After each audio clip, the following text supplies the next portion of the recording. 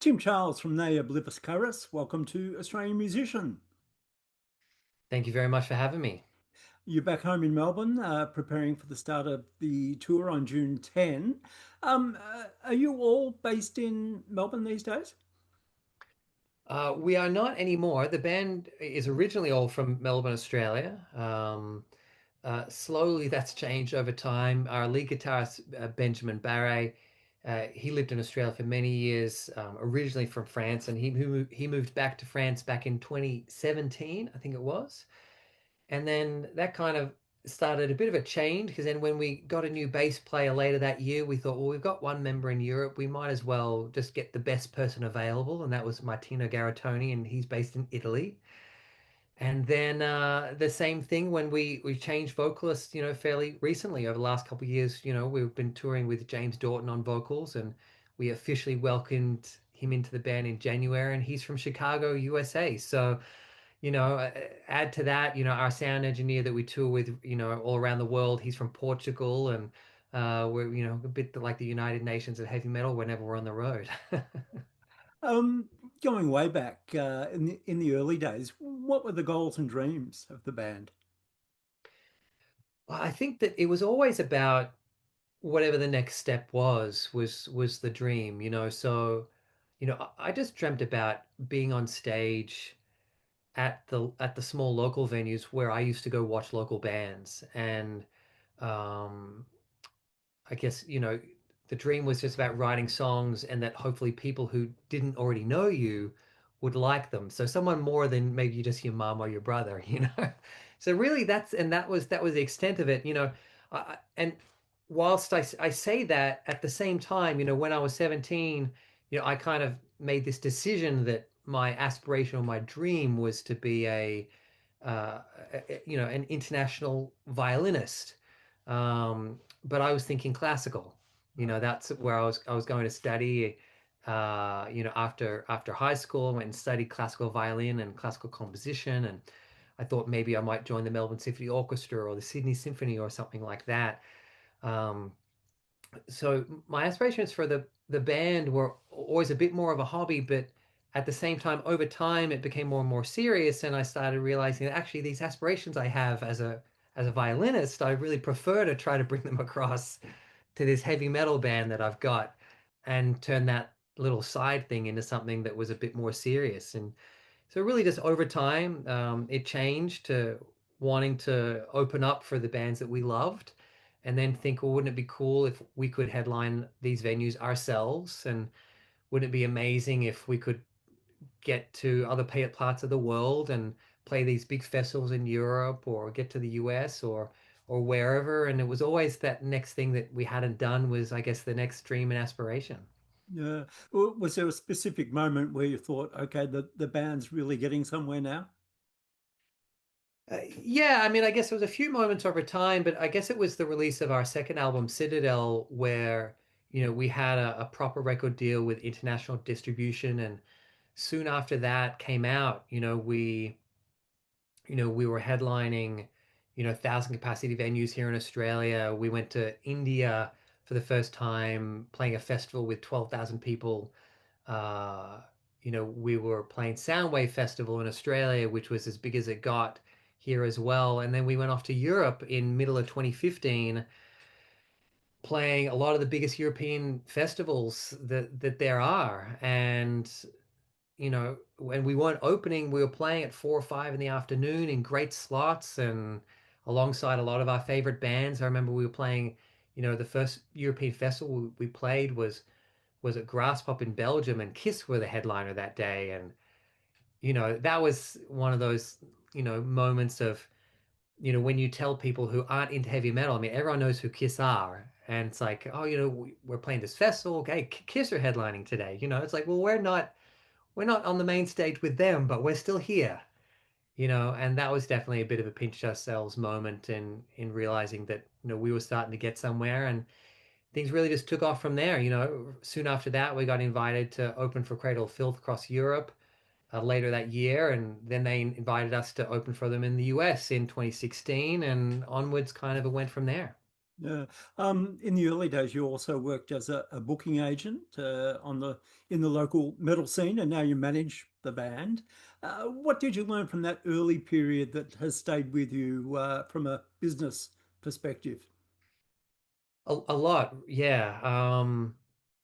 For me, when we first started playing shows, which was about 2005, 6, you know, I wasn't super impressed with like the level of professionalism at that time with some of the local promoters. And I remember Zen and I having a chat that like, hey, we could do this. Like, maybe let's put on a show. And so we did, in 2007, I think was the first time, started putting on some shows ourselves and, um, started doing stuff for our own band. And then, started helping out some of the bands that we were friends with. One of the first bands I was a booking agent for was Bellacore, another of the best metal bands here in Australia. Uh, and after that, it was starting to realize that, hey, there's some other great bands that could use some help and some representation. And I started kind of offering my services to other bands. And I think at one point I had about maybe 15 different bands that I was booking for, different heavy rock, metal, and prog bands. I ran a couple festivals here in Australia, Prog Fest and Sonic Forge Festival, which ran for many years and were very successful. And opened Welkin Records, which released a few different albums, just a small record label, but learning that as well. And so really, whatever part of the music industry there is, I've done it. You know, I worked with Destroy Lines as a consultant there, working on some of their international tours for a while, and what I took from all of this stuff was a lot of information and expertise on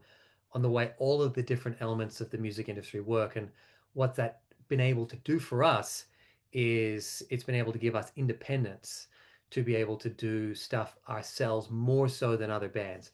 This Australian tour is a great example. This Australian tour, I'm the promoter for this tour.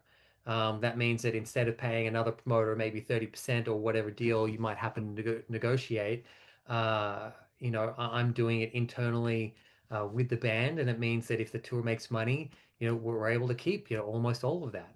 And so I think that's been the big benefit, the ability to understand how things work and be more independent compared to what most other acts are. Yeah. Um, so with this tour, it's the first time that James Dorton will be fronting the band in Australia.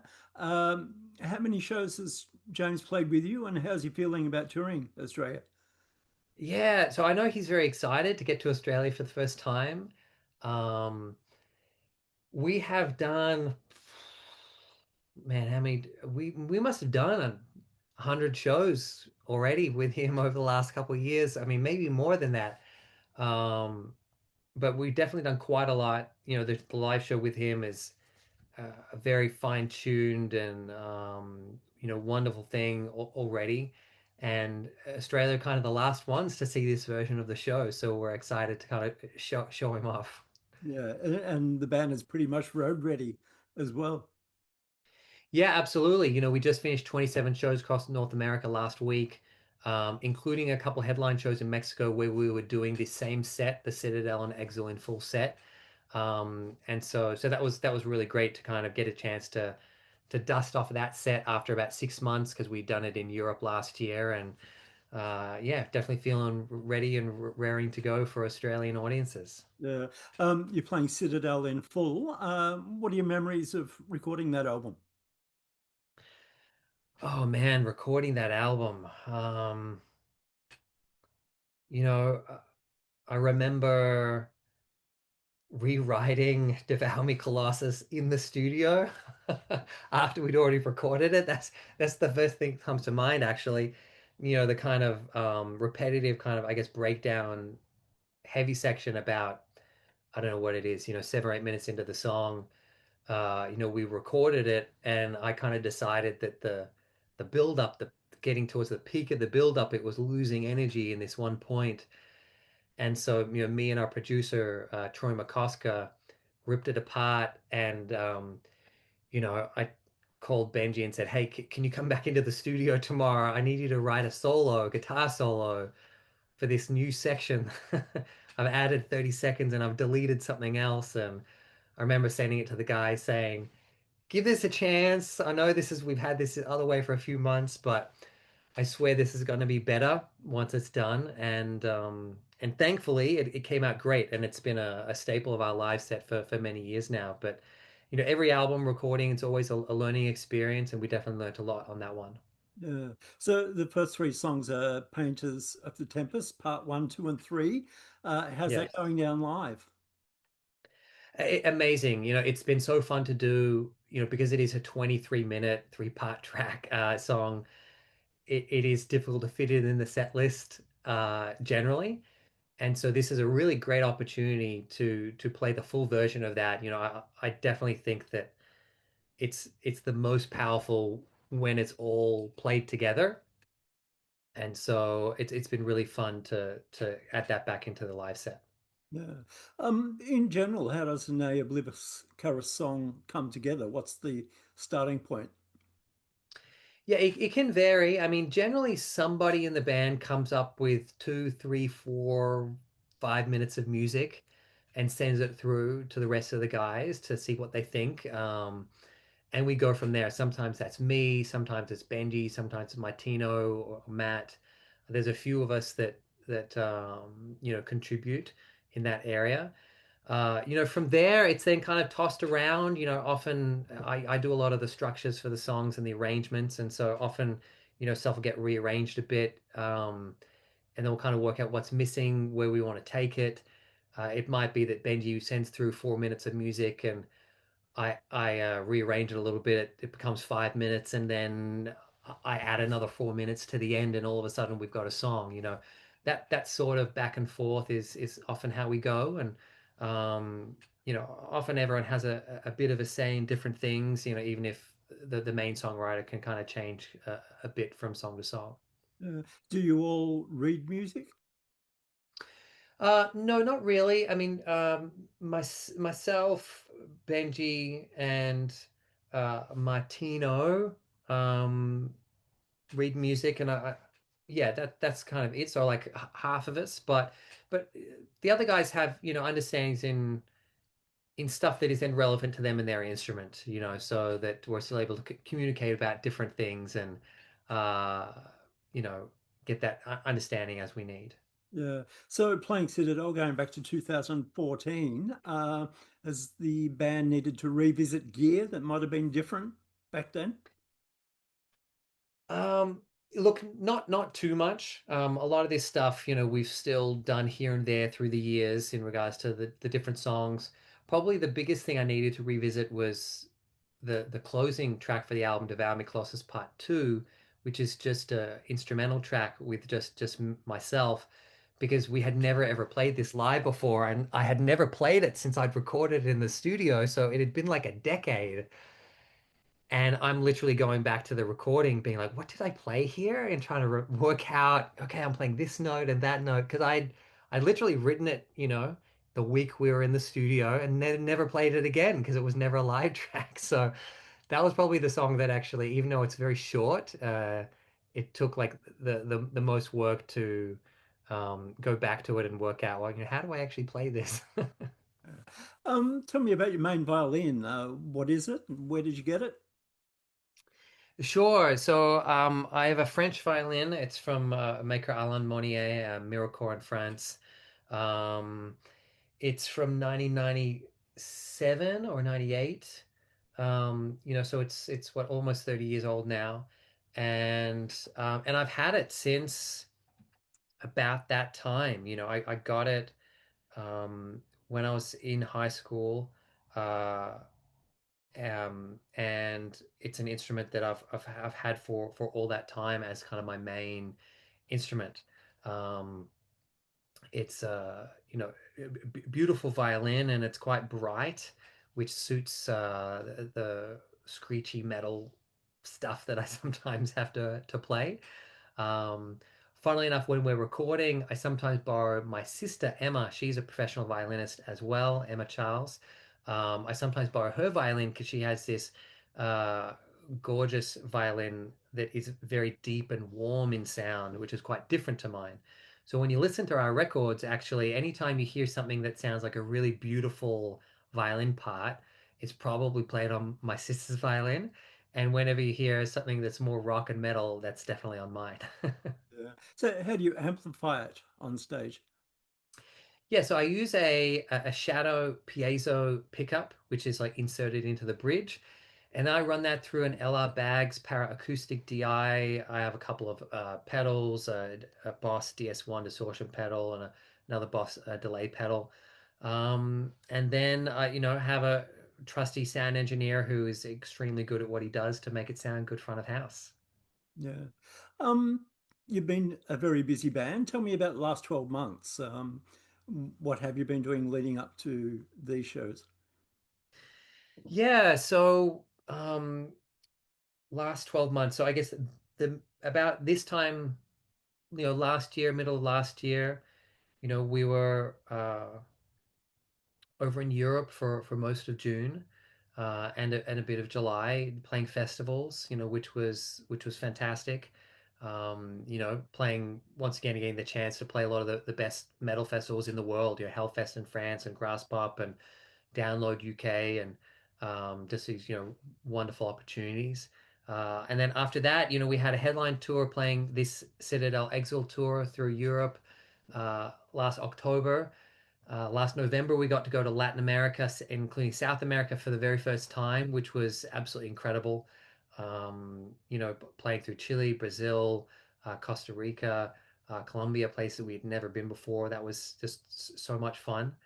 And then we just got off the road after 5.5 weeks through the US, Canada, and Mexico. We were doing Chaos and Carnage, a festival tour in the US with Cradle of Filth, Dying Fetus, Flesh God Apocalypse, really great package of bands. And so that was a great opportunity for us to play to a lot of new people as well, to our fans, but also people that didn't know us. And yeah, it's always busy times. We back to Europe this August for more festivals, and then some more stuff coming up after that, as well as working on a new album in amongst it.